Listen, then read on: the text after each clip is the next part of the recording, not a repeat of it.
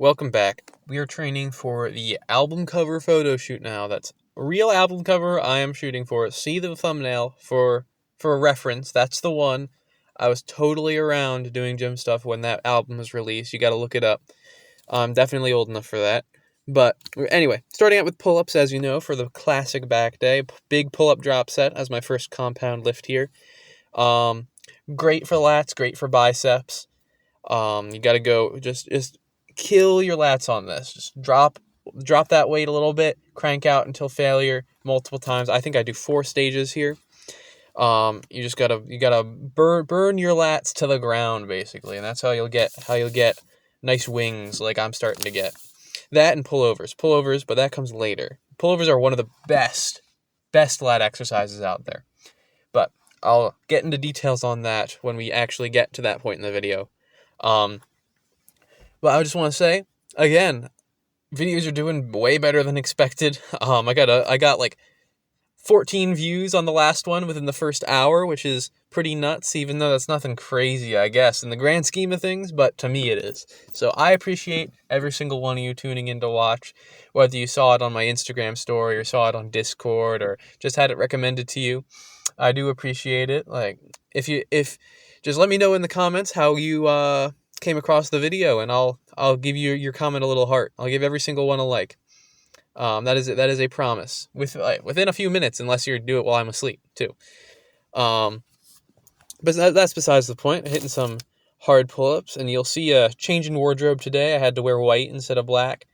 Had to make my skin look a little darker because I was looking a little pale wearing all black and blue and gray and whatever. But we are about halfway through our pull-ups now, and, well, I'm about halfway through my pull-ups because I'm the one doing them. You're at home watching this video. You better get to doing some pull-ups though. I don't want to see any wingless angels out there. You gotta put some wings on your back if you want to be respected out there. It's one of the biggest pieces to looking like you really go to the gym is if somebody's looking at you in a shirt and they can see the shape. See the Dorito shape of your back through a shirt. It's crazy respect. It's the back shape, the roundness in the shoulders, and your chest sticking out without it being fat. Like, you're obviously muscular and your chest is sticking out. Those 3 things, along with having your biceps make the sleeves of your short sleeve shirt stretch a little bit. Those things will make people know, like, oh, that guy, he's serious about fitness. He is definitely jacked in a shirt, which I've only recently started looking like that since like 170. I've gotten big enough to the point where I look really good in adult smalls shirts, which isn't too much to brag about, but it's better than nothing, right? But we're closing out these pull-ups in about 20 seconds here. We'll be done with those, and we'll be moving on to shrugs, which I am using exclusively the shrug machine this time, and I did go up in weight. I added a 10. For my last set, I went up in weight.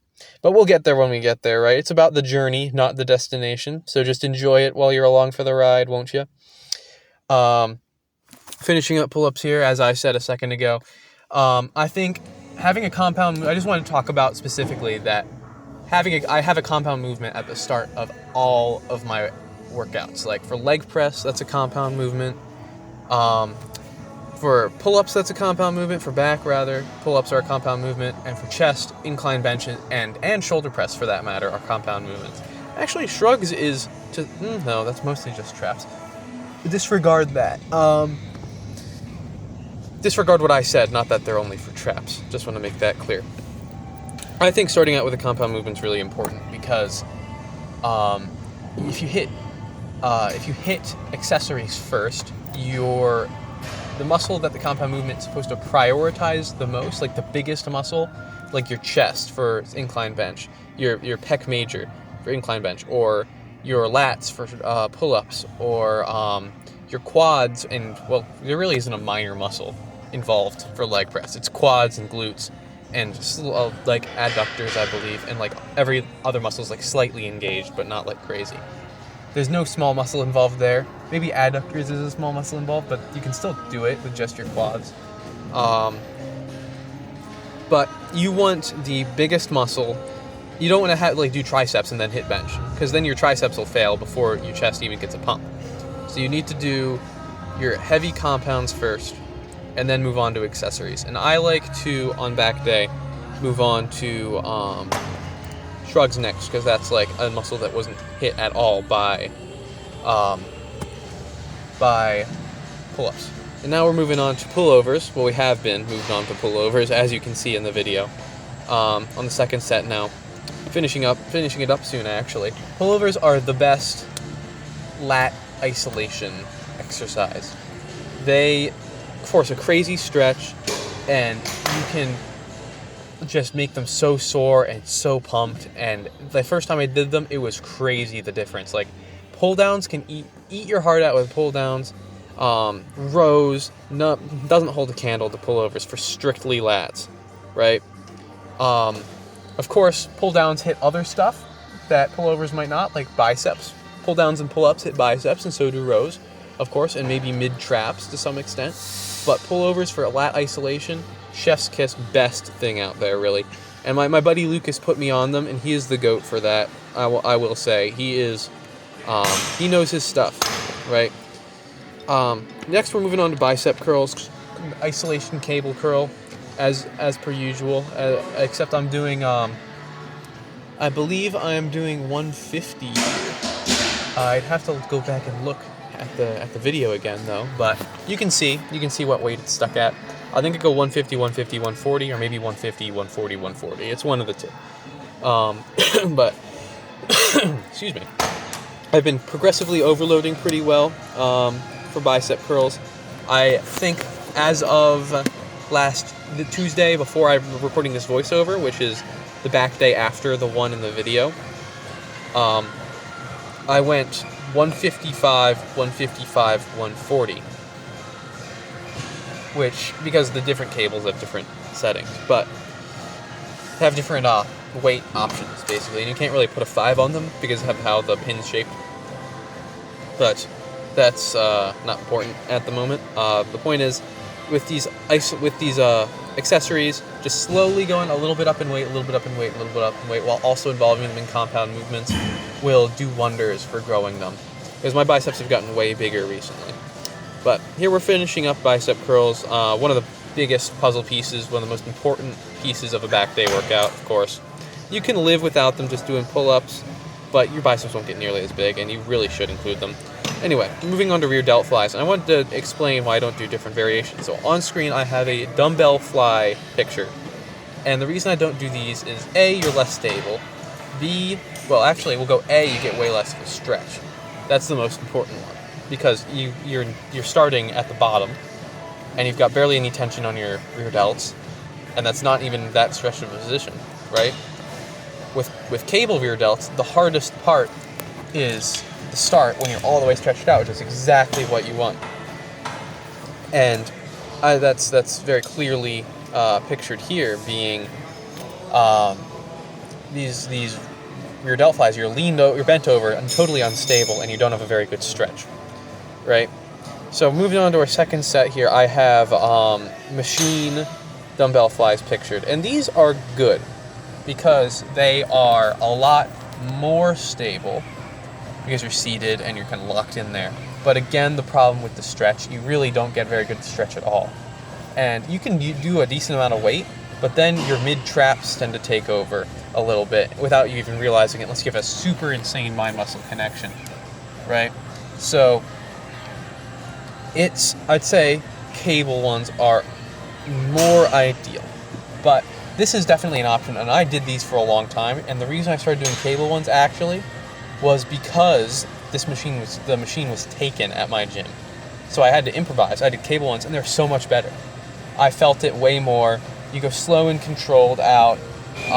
Last few reps you might jerk a little bit around, but that's not ideal for the first few reps. You need to be as slow and controlled for as long as you can be. But at the end of the set, as I say, you ain't cheating, you ain't trying. If you really want those gains, you better be doing whatever you can for those last couple reps, right? We're moving on to our third set here, and here you'll see a representation of the cable flies that I'm doing, except he's not using a grip in this picture, he's just grabbing onto the cable. Now this is good and all, But I find having a stable grip like I do on the actual handle makes it a lot easier to do more reps, because you don't want the cable like giving you a rub burn on your hand and grabbing just a little ball at the end there. You don't get a good grip on it. Could slip out of your hand. It's just more sure for you to get a good, solid, consistent workout if you're actually using a handle. Now, it's completely fine if you don't use that. Go ahead. It's up to you, right? That's just my preference. And just being able to more consistently, for sure, get the same result every time because I'm not having trouble gripping it is why I do it. But it's definitely not as important as, say, getting a better stretch or being more stable, as were the problems with the other two variations. Now, we've been finished up and we're moved on to T-bar rows by now. Big superset, but you'll have plenty of time watching this for me to ramble on about whatever I want to. I haven't really seen any recommendations of what kind of videos I should do anymore, but I really, really feel like I'm going to start doing the maybe a recipe video now and then on a weekend or something. Who knows? I'll think about it. But it's definitely it's something a big consideration, and I'm leaning towards doing it for sure. I want a little more variation than just, oh, this is my day at the gym today, because this will get repetitive after a few weeks. But I feel like growing alongside me, if you're exercising too and seeing like, oh, he went up to this weight today and I went up to this weight and we both progressed in the same day. It'll be like having if your gym bro can't make it, you can have one along with you if you'd like.